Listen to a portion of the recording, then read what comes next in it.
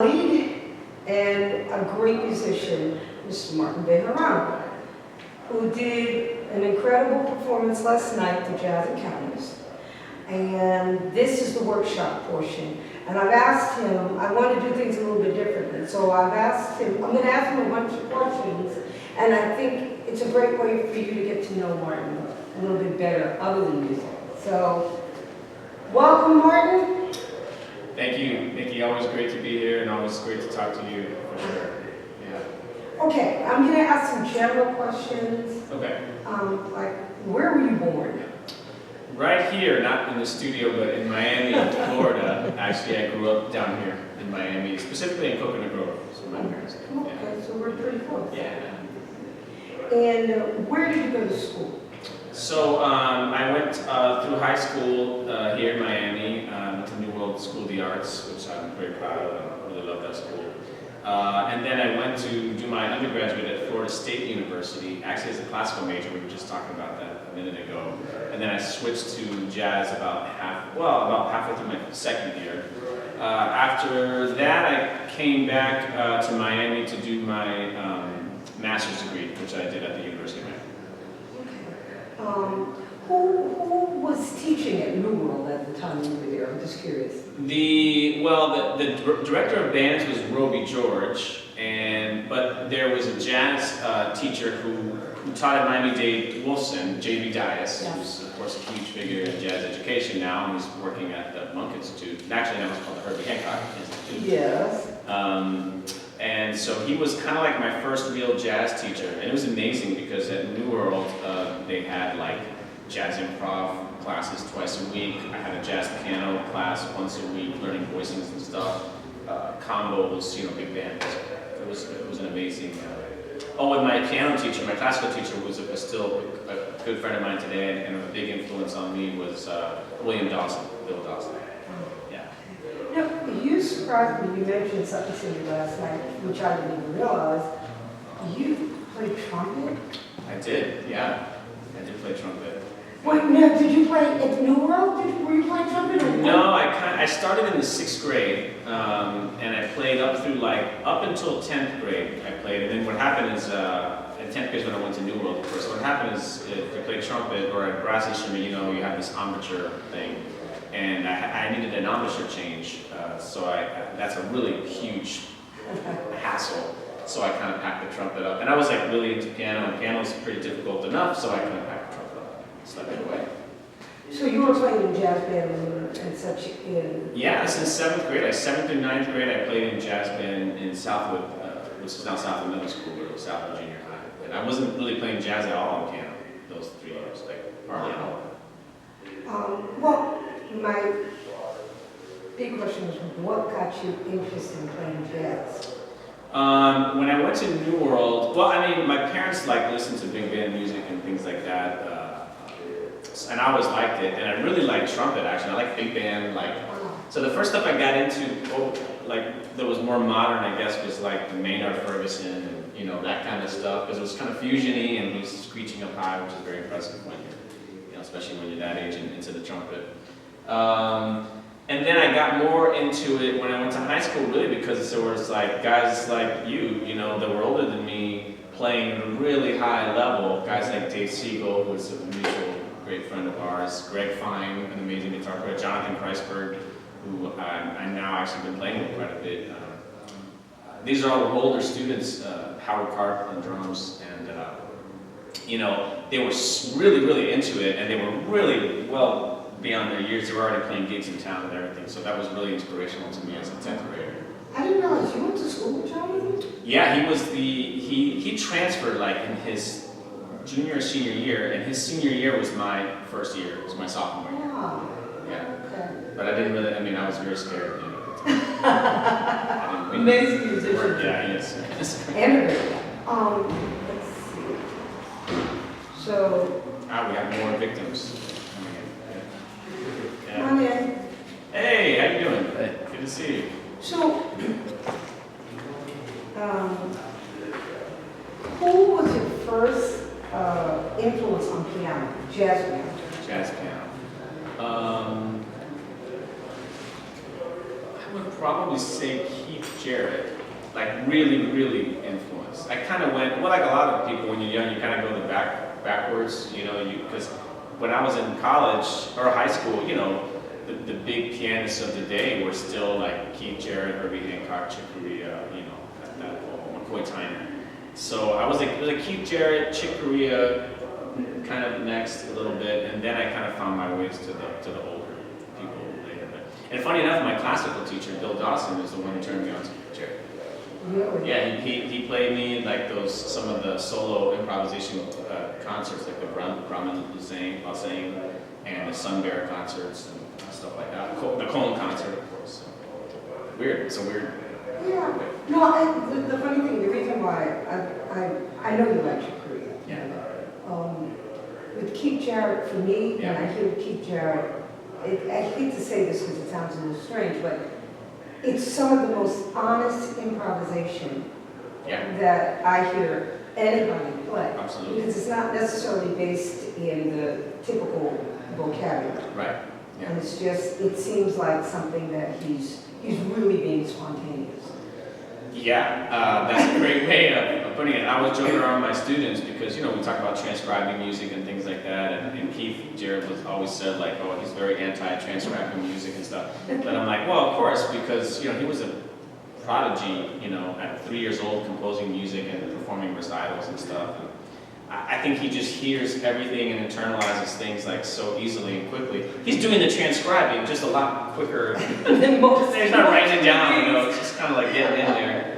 And yeah, he just has such a unique, it's like his own thing, which is really hard to do. You can hear, you know, when he plays jazz and stuff, you hear a little bit of Bud Powell here and there, a little bit of other influences, but I mean, yeah, I totally, he's honest. I mean, how more honest can you be than sitting down and playing a whole concert with no planned music? You know, which if you guys haven't heard that stuff, you should really check it out. It's unbelievable. I'm asking lots of questions. I like it. All right, so I asked you this last night. What was the first song you remember learning to play on the piano? On the piano? Oh, I hadn't thought of the trumpet. All right, you thought of the trumpet. I'll give you the trumpet one first. Was because I think it's the first time I ever really improvised, which I think is kind of interesting. And there was like some weird thing like Woodchopper's Ball or something, which might be like a corny big band thing, but maybe more importantly it was In the Mood, of course, like the Glenn Miller thing, because my parents had that record, and so I actually learned the solo, you know, the trumpet solo. You know.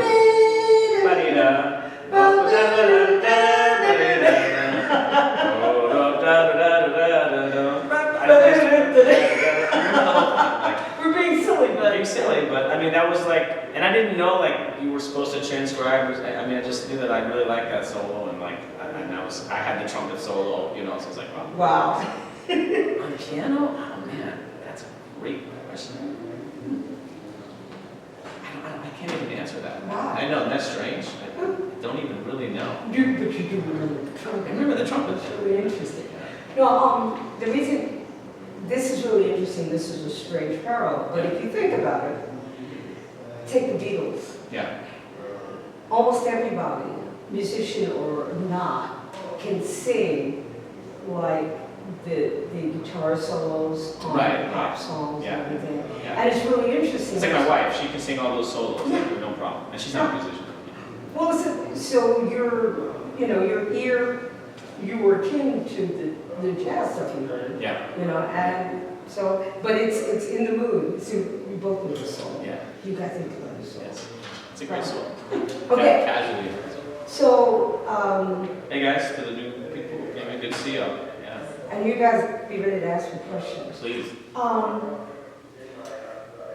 When did you start working with Roy Haynes, and how did you get the gig?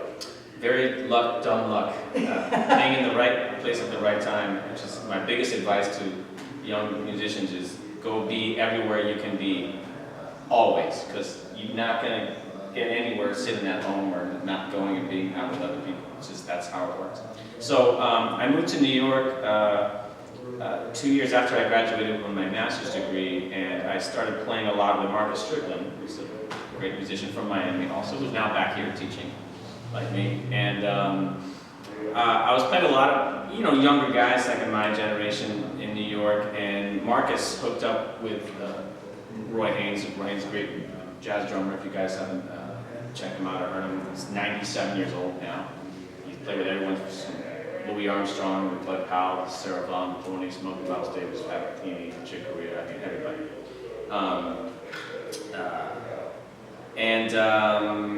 Marcus, I think he just literally went up to him at the Blue Note one night, and like after he had played a set, and just said, "I want to play in your band." Like he was like super bold, which I would never do in 100 million years. And Roy was like, "Oh yeah, okay." And long story short, it worked, and he really liked Marcus, and he asked Marcus to put a band together of like younger guys, younger musicians. So we had a couple sessions like at the new school, I think is where we had it. We just played, and it was me, another pianist came and played. It was very strange and very weird. It was like kind of like a weird audition, but we were both there at the same time. Like I played a piece, it was very weird. And the same thing was happening with the bass chair also. I don't know, like 5 days later, he called me up and said, "Oh, I have a gig in Virginia," or some weird gig somewhere. Wow. I'll never forget, I was walking down the street, I was playing at a Broadway casting company, which was like a gig I did for, to make some extra money. It paid really well. And I had just finished doing that, and I'm walking down the street, and I get this call, and I kind of was like, it's like one of those New York moments, so, and that was 20 years ago. Wow. Do you remember who the other pianist was? I do. Is it Can I say anybody? it? He has a great career, so yeah. Jason Lindner. Okay. Yeah, you know Jason Lindner? I do now. Yeah. Well, he's playing a little he doesn't play like super jazz straight ahead. He plays a little bit more like other kind of electronic and kind of, I don't know what you call things anymore. I don't know. I'm bad with labels are like weird. But he's a great pianist, great musician. So you just said it, 20? Yeah, 20 years ago. Yeah. Wow. An amazing musician. And did you get to write? Did you get to do any of your material? No, that was never on the table. Basically, because we never rehearsed. We never had one rehearsal in 21 years. Not one. Wow. Not even when we recorded, an album or anything. So we would go into his house like once every year or twice a year or something when we didn't have a lot of gigs or something. He'd get bored and he'd say, "Hey, can you come and play?" And we'd go to his house and just play like in his basement. But that's not rehearsing. It's just he's old. I think he just wanted to play the tunes that he was comfortable playing with. And, it's weird because, we've been playing the same like 20, 30 tunes for 20 years, which sounds kind of bad, but it's not. It's actually amazing. No, because it was fresh every time we got Every time we played it, yeah, it was like we never played it. And that's coming from him, honestly. I don't think we can take credit for it. It's really coming from him, and he's old, old guy. And he played every time like he's never touched the drums or he's never going to play another gig. It was amazing, like 150%, giving to the gig, which is maybe one of the biggest lessons that I've taken from that. And it didn't matter. We played huge festivals and 10,000 people, whatever, Playboy Jazz Festivals, or we play like some random little club in Spain somewhere where there's like 20, 30 people there. And he treated everything exactly the same. It was just the music. It's incredible. I think I remember, and I could be wrong. He did play the train. Yes, there's a famous recording. Yeah. Well, I was in a bar somewhere in New York one night, and it was late, and he was telling us a story. So I don't know about playing the train, and really not, I'm just unsure of what was going to happen. Yeah. And Train said to him, "Just play." Just do. So I didn't lose my mind. Yeah, there's a Live at Newport Jazz Festival record with Coltrane, and Roy is subbing for Elvin. Something happened to Elvin. I think he got in trouble or something. I think he had legal problems. And Elvin and Roy are like very different types of drummers. Like their feel, the way they play, the vocabulary. I think they kind of couldn't be different. And Roy sounds incredible with that band. It's really killing. If you've never heard that, I really urge you to check it out.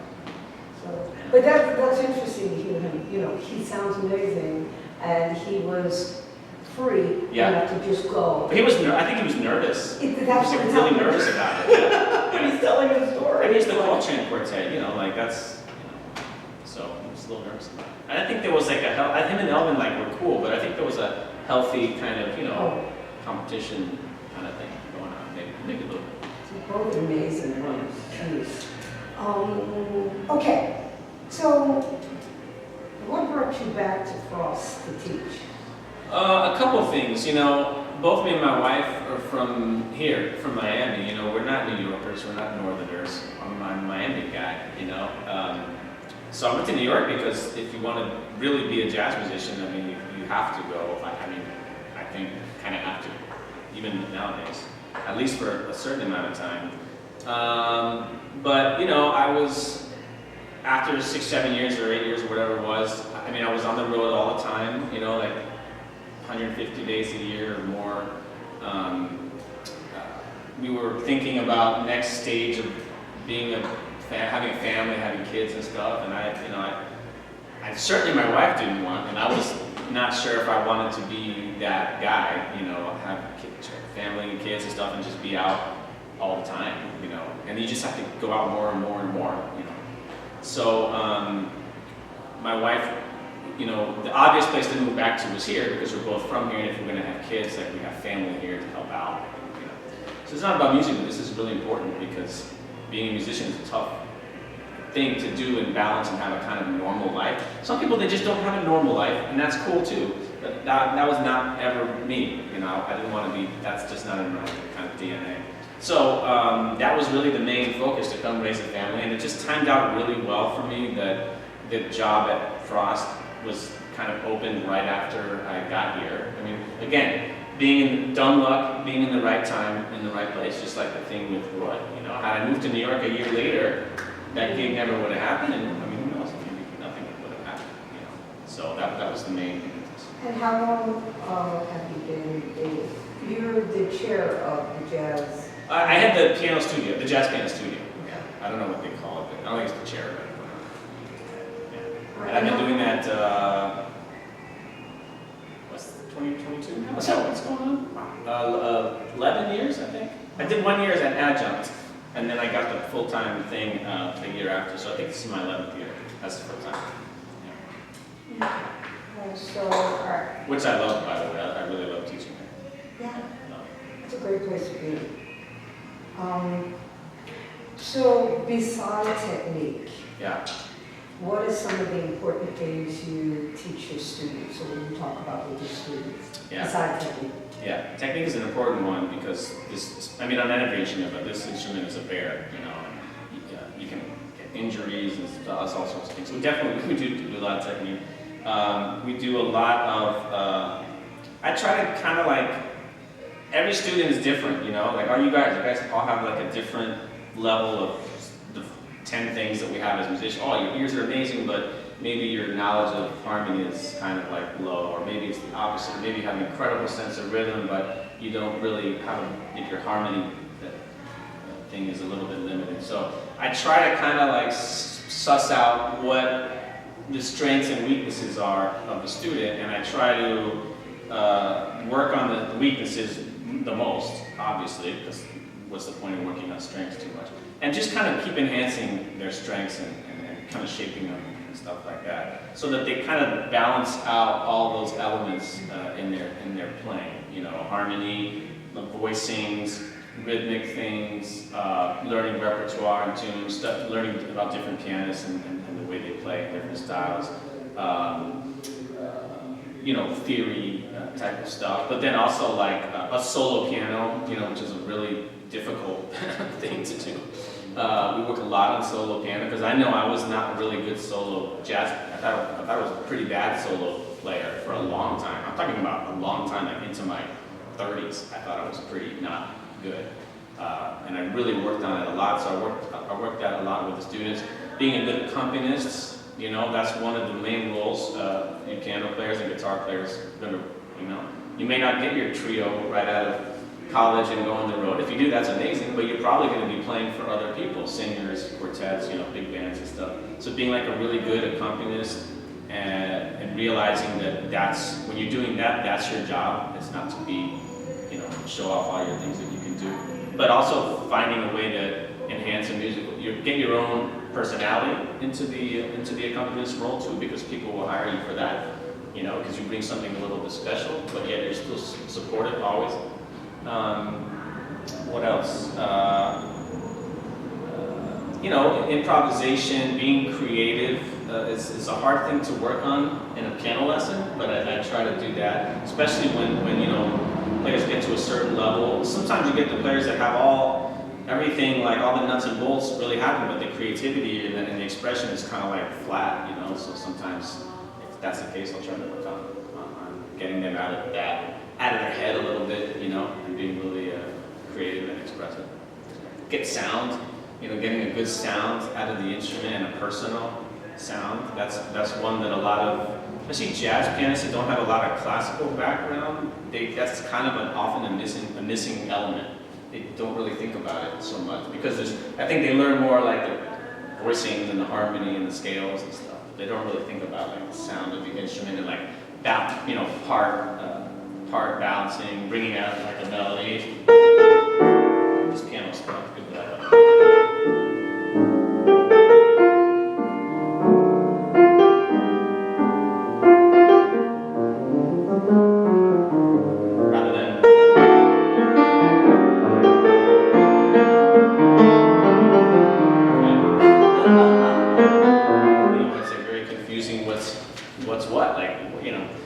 Not all people know jazz or know these tunes or anything, so you're not really, especially on the piano, if you're not really careful about how you prioritize the melody, the bass, the accompaniment, it really just sounds like that to most people. I'm telling you right.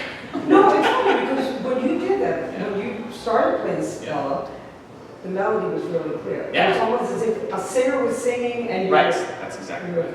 Yeah. That was beautiful. Yeah.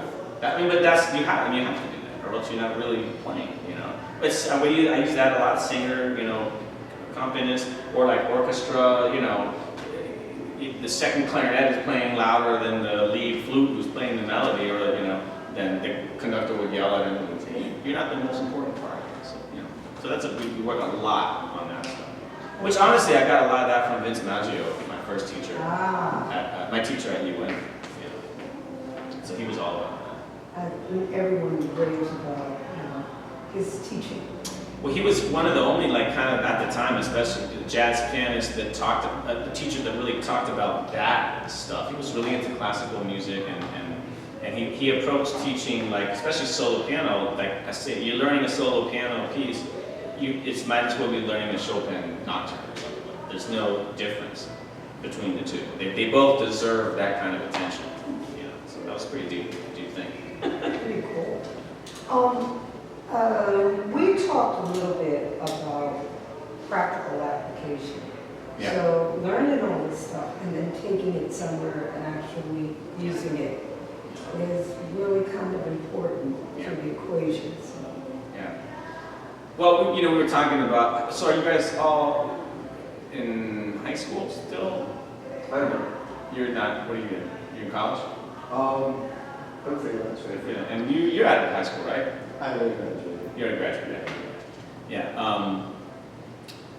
So school is a wonderful thing. I'm a teacher. I've been to school. I'm a product of jazz education, and it's amazing. And now more than ever, it's like really incredible. You can go to almost any school. I think back when I was your age, there wasn't quite so many schools that had really robust jazz programs. You go to almost any school now, and there's great players that are teaching. They have great programs. It's pretty amazing. But it's very, it's like a bubble, what I call it. Imagine you're playing for other students who love jazz and other teachers who love jazz, and everyone kind of knows each other, and it's a very unrealistic situation. Nice for learning and nice for feeling comfortable, assuming everyone's cool. Sometimes you get some rotten apples from the student, and the teacher knows. Jazz was not a music that started in the schools, quite the opposite. So I always encourage students that you know, you have to be going out and doing things like this, or going to watch people play, older people that have a lot of experience performing. Because it's one thing to play, but it's another thing to play and actually have an audience enjoy it, you know, and understand how to connect with people who are not musicians, who are not your age, you know, and things like that, and getting more like real life experience. I know for Nikki as well, like, we've been put in these positions where it's like you're drowning, you know. I've been on the bandstand and called tunes that I didn't know, and the guy said, I don't care, we're gonna play it, you know. And I'm like, Jesus, you know, that's a great learning experience. You know, it's not a fun experience, but learning is not always necessarily about fun, you know. And I've gotten my butt kicked by so many great musicians, and being put on the spot and made to sight read, and you know, that kind of real life training is so important, because you can really get caught up in, like, you know, especially now with the whole YouTube and videos, you can just sit there and like for all day just go like a zombie learning stuff on YouTube and copying it and sequencing it, and, you know, and I get it. But like, that's fine, those are great resources. But if you're not actually interacting with people and going out, being uncomfortable, playing gigs where you're not the greatest musician on the bandstand, that's the best thing to do. Playing music you're uncomfortable playing with. I used to take every gig that came out. I mean, even if it was like, you know, Irish, you know, jig music, like, okay, yeah, I'll do it, and I'll figure it out, you know, like, because it's all about learning, the experience of learning, like, in the moment, you know, rather than the educational thing. So. Yeah, that's a really good point. That's about, I think, that I try to impart to them all the time. Yeah, sitting home and like learning a solo. Yeah. Verbatim, being able to play it, and then posting it on YouTube, right, which most people do, yeah. Right? You do that, but then you go out and play that same solo with a rhythm section, right, and it doesn't feel the same. Right. It feels really, really different, because now you have to interact with people. Yes. So, well, how about this? So the first time I played with Roy, actually the audition we did felt pretty great. But the first couple of gigs, because we were just playing tunes and stuff, but the first couple of gigs we did that were playing like kind of the arrangements of the tunes that he played, like to play, and Roy was like my top 3 drummers at the time. It was like Elvin, Jack DeJohnette, Roy, Tony Williams, Tane. Like those are my five guys at the moment. So he was like, and I was like, oh my God, this is going to be the easiest thing ever. Like, I'm playing with a drummer that I listened to all his music forever. I know everything about him. I love his playing. And it felt weird, and I felt uncomfortable playing with him. I was like, so shocked. So how about that, you know? Like, you just don't know until you're actually there and everything's happening. And quite honestly, it took me like a couple years till I really felt like super comfortable playing. And the biggest problem was that I was trying to play like all my stuff that I wanted to play, all my rhythmic things, you know, and I wasn't really realizing that, wait, he's the band leader and he plays drums. So it's like, if I'm not fitting in there, I might as well not be playing. So I started playing like way less. I like slashed how much I was playing by half, and I just started listening more and trying to play to him and with him. And then eventually I found a way to get my thing into the mix, but I had to go that first step. So yeah, you just don't know. You know, it's one thing playing with a play along or a metronome or something, but you know. So that's really interesting. Yeah. This is kind of jumping, but that's all right. there is a great video of you playing with Chick Corea. Yeah. You guys sitting at the piano. Yeah. How did that happen? That was just the coolest thing to see. Yeah, that was another totally wacky moment. So of course, Chick Corea and Roy Haynes, you know, have a musical relationship going back to the 60s. You know, they played with Stan Getz for one. Of course, the famous Chick Corea album, Now He Sings, Now He Sobs, features Roy Haynes. So he played a lot of trio with Roy, and they played a lot of other, you know, kind of different bands and stuff for, I said, since the 60s. So they're like, you know, really close.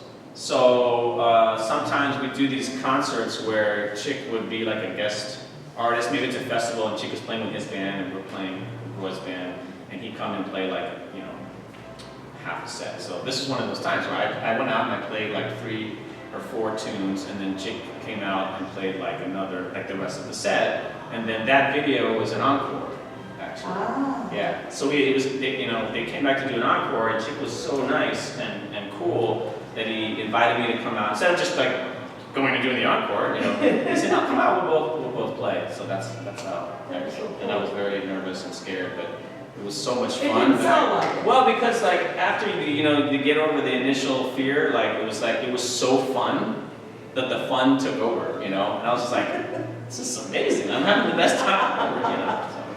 Wow. Okay. So this may sound silly, but you are Cuban American. Yes. Okay. Like the song, like my album title. Well, it was funny because last night you mentioned a couple of times, which made me laugh. This song you thought was a Cuban song, Right, it's actually a Colombian Two song. of them. Two.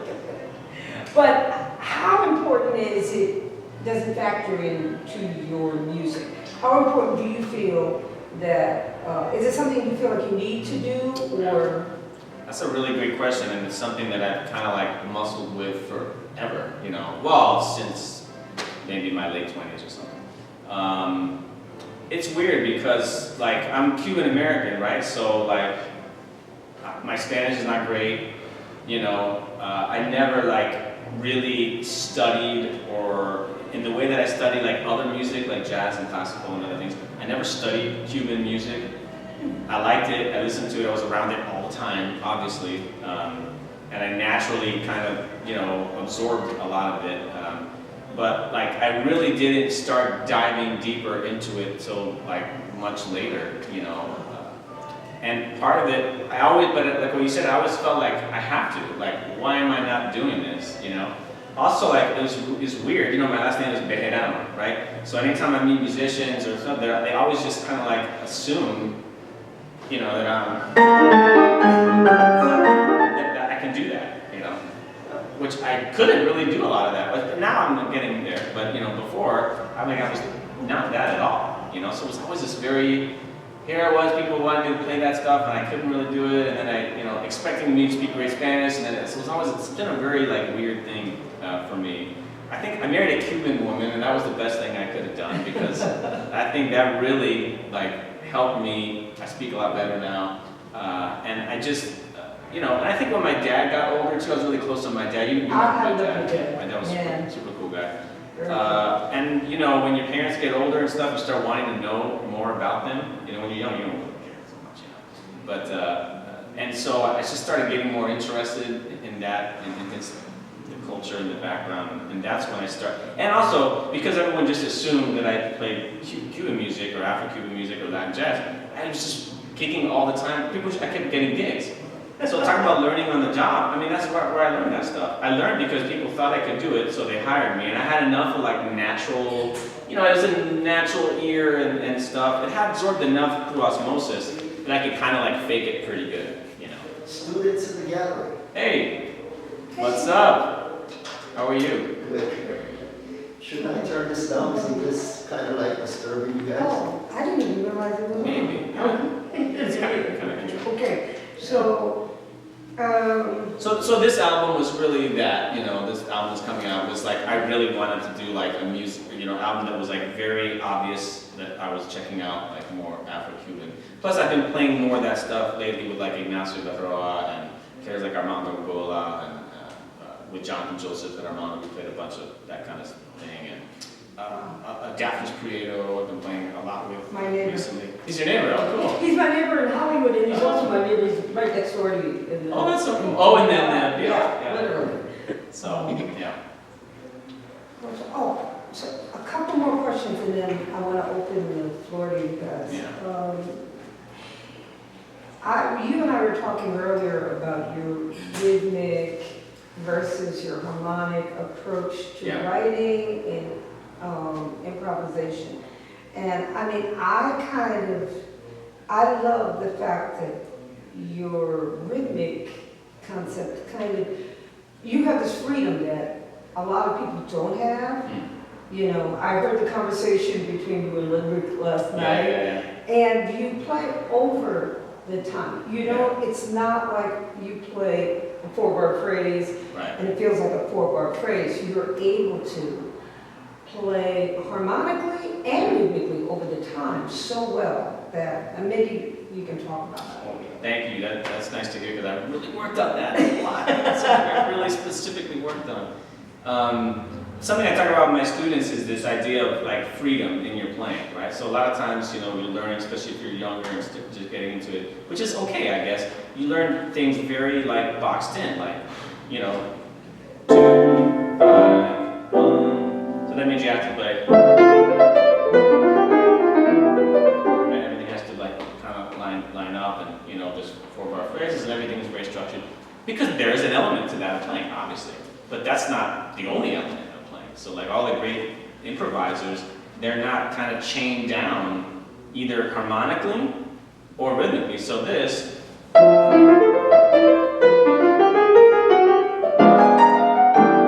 so I waited 2 beats to get to the C, right? So 1, 2, 3, 4, 1, 2, 3, 4, 1, 2, 3, 4. Actually, I waited a whole bar, you know. So there's if you're really improvising. My goal really is to be very, very free so that the phrasing is king, right? It's more like singing, more like talking, more natural, more human, right? It's not human to talk like this and then I'm going to say something like that. You know, it's sometimes we speed up and sometimes we run over each other's sentences. You know, that's human. So I've really practiced a lot, and I just noticed it in the players that I loved, and really most great players. And so I really practiced it. Some of it came, you know, it's like some things come a little naturally, but then other things, you know, like the harmonic thing, I really worked on that. Then when you start doing like playing in odd meters or something like that, that was like a whole nother thing. Like when I first started playing in 7 or 5 or whatever, it was very boxed in, you know, because back when I was your age, that wasn't even a thing. Like people weren't even doing that. So that hit when I was already in way into my 20s. And I'm like, all the gigs I'm getting called for are like, oh, we're playing 11, we're playing 5, we're playing 7, we're playing mixed meter, and I'm like falling on my face. I was like, oh, well, I guess I have to learn how to do that, you know? So at first it was like, right, you know, but that's just a learning step, you know? So then I really worked like on that, on being able to phrase over the bar line, and no matter where I stopped, I could pick up wherever it felt naturally to pick up. And one thing I talk a lot about, like with students, that I think it's even more important is because it makes the rhythm section interaction so much better, you know? Because if I'm always like starting on one, that, you know, I play 3 bars, and then the 4th bar I let go, and then I start on the 1st bar of the next phrase. And I'm always kind of doing that. Then I might be like killing something that's gonna happen. Maybe the drummer was like about to do something amazing on the 1st bar, and I just ruined it because I'm like, you know, I'm like, oh, that's the top of the thing. That's it. I gotta play something. So it's like this expectations that I think is built a little bit into jazz education, slightly maybe, that you gotta eventually get rid of. You know, it's all about being loose and free, but that takes a lot of practice. Yeah, quite honestly. yeah, it really does. All right, so 2 more quick questions. Well, they're not quick. What do you think of the state of jazz in modern day society? How do you think jazz, I mean, I know that could be a dissertation. Yeah, but, right. Yeah. One that I would not write. But just how do you think, Yeah. how do you think jazz is doing these days? Yeah. In all honesty. It's really interesting because like it's just like every era it's like jazz is dead, you know, jazz is dead, jazz is dead. And I say jazz is like we're like cockroaches, like just can't kill it. They're gonna survive the nuclear war. It's amazing, you know. And I really think the reason is the improvisational and the group interaction element that you just don't get at any other music. So I think that's a strong enough thing that it's always, I don't know how you guys feel, but it's always pulling youngsters to that. It's what pulled me to it. I mean, I was so like, you know,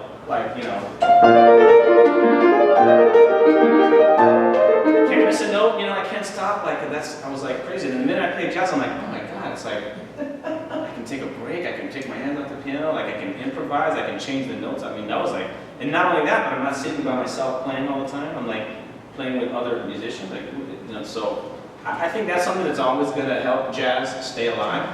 I think what it's doing now is what it's always done. You know, it's always kind of like kept the things that happened before it alive to some extent. So you still go and you see, you know, guys your age playing very traditional jazz and bebop and straight ahead or whatever you want to call it. But you also see, you know, people playing very, you know, mixing very modern styles of like whatever, hip hop and rock and math metal, and, you know, whatever you want to, you know, call it, and electronica and all sorts of stuff, taking from the music that's your music, you know, your guys, not yours, your music that you generation is creating, and kind of like mixing it together with certain aesthetics from jazz, like largely the improvisational and the instrumentation, you know, that's another thing. Like playing electronic music, but mixing it with like upright bass and a jazz sounding drum set maybe, or acoustic piano or something like that. So, you know, so I think there's a lot of cool music happening. I think the level, skill, if I'm just looking at skill level of young players is ridiculous. Yeah. I mean, they're all my students are better than I was when I was their age, like by far, you know, most of them. Just with knowledge, you know, like just kind of knowing things. Because, I mean, probably because it's very easy to get knowledge. So you want to learn about Monk. In 2 hours, you can go online and learn everything you wanted to know about Monk. And like, for us, it was like someone had to tell you, someone You had to go find the records. You had to go find the records. You know, maybe your town didn't have a good jazz record store, period. Maybe you had to order it and pay $20 for a CD or a cassette tape. I mean, it was like, it was difficult, you know. So now everything is so immediate that people are learning massive amounts of stuff like, really quickly. So that's a good thing, but I think it's also can be a dangerous thing. All right, so this kind of ties into this. Do you have a problem? Because I know there are people that say, okay, jazz is this. Right. If it's in this box, and it will never be anything else, and everything. I mean, if you go back and look, Louis Armstrong said it about Dizzy Gillespie and Charlie Parker. Yeah, same kind of thing. So, do you have a problem with the mixing? I think it's helping to keep the music alive. I don't have any problem with anything. I'm so over even worrying about it or even thinking about it too much. Like it's happened, like you said, it's been happening for ages. It's just a natural thing when someone puts a lot of energy of their life. It takes a lot of energy. You guys already know, to be a musician, it's like it takes a lot of energy and your whole being to be really a great musician. And so you get to a point, and then you see people kind of like, kind of say, pooping on it a little bit, and you're, you know what I'm saying, a little bit. And then I think that's a hard thing, and they think that they're taking away from what you're doing, and then so they get scared and they want to push it out of the way. Meaning, like, you know, your music is not real jazz, so like, and it's taking away from my jazz audience or something, and it's clouding up. But I mean, that's all, like you said, that bebop, people hated bebop. They hated it. It was like nobody liked bebop. It was like as underground as punk rock. You know, seriously, I know it sounds weird. Now we're studying it in universities and there's dissertations and courses. So I don't have a problem with nothing. I do have a problem though if you want to pursue a jazz-influenced music or whatever you want to call it. I do have a problem if you're not doing your homework. Because I don't care what you do, what kind of music you do in that world, you're not going to be as good, I'll say that, if you don't really study a good amount of the tradition and the things that went, like anyone, if you're a writer, what do you think great writers don't read Shakespeare and study James Joyce and study poetry from the 1500s, and then, of course they do, or artists. But if you're an artist and you say, I'm never going to look at Picasso because that's art, yeah, it's stupid. You know, they studied it, they learned the techniques and all that stuff, because it only makes whatever you do, even if you become an EDM producer, you know, it sounds as far as you can get from jazz, it's only going to make you better and make you different from all the competition around you. And that's the big thing. I have so many students that are doing such great things, and it's not even really jazz related, but because they have that knowledge and they're players, they get so much more work because they can do everything. You know, it's one thing to be a guy who can push buttons on Logic and a controller, and there's another guy who can do all that stuff just as good, and it can play with the singer and lay down real tracks and without messing up and saving studio time and stuff. So that's the only problem I have. What you want to do is. I agree. And then the last question I'll ask is, and I asked you this to think about, the state of jazz education, which is interesting in today's society. Well, I was thinking about more, and I'm gonna kind of start where we left off, and then maybe I'll try to circle back. So I was thinking about it. I'm not the only person to think about this, but you guys play classical music at all, or study classical music? You used to? Okay. You no? So classical music is something that how do I want to say this? Has been taught in schools and stuff for hundreds and hundreds of years, but it has kind of mostly got stuck in a pretty narrow time period, meaning like maybe 1800s or late 1700s to like early 1900s, right? And if you go see concerts or symphonies and orchestras or pianists and stuff, largely 95% of what you're going to see is that kind of music. You're not going to see of contemporary 20th century composers or composers from 2010 or 2020 or something. So, and I think part of that has to do with the institutionalization of that kind of music, and also just because once music goes on for so long, and it becomes so far removed from the original thing, especially if the original thing was so popular, right? I feel like this new thing, it almost doesn't have a chance to survive. Does that make sense? That's kind of dark, but that makes sense? Yeah, it does. So the thing with jazz is that it's kind of like on that path. Like jazz is already over 100 years old. So I remember a student, or I think Brian Lynch was telling me, like a student that didn't know McCoy Tyner was African American. The pianist one. Wow.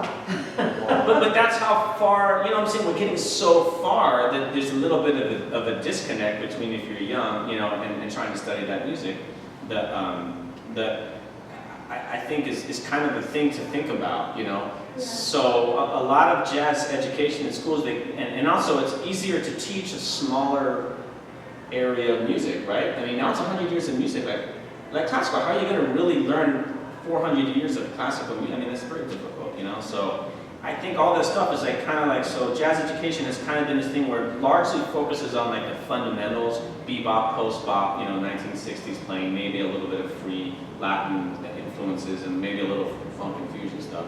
But it's kind of like, that's it. But that's not all schools, some school, I think Miami is not like that. I think Miami does a great job of like fostering different experiences and embracing new kinds of music and not really thinking about it as jazz or straight ahead or whatever. Yeah, I've said this numerous times to people that what jazz does, more so than any other style of music, is it gives you a skill set Yes. to learn other kinds of music. And that's what I think is important about learning jazz. Classical music, on one hand, will give you technique, which is important. Right. But that's where it ends. Technique, like reading, sight reading, and that's about it, Yeah, because you're told, read what's on the page, play it exactly the way it's on the page, or it's wrong. Well, think about this. I talk this about my students a lot. Like, what about, in classical composers back in the 1800s, 1700s, early 1900s, like a lot of them were the pianists of their day.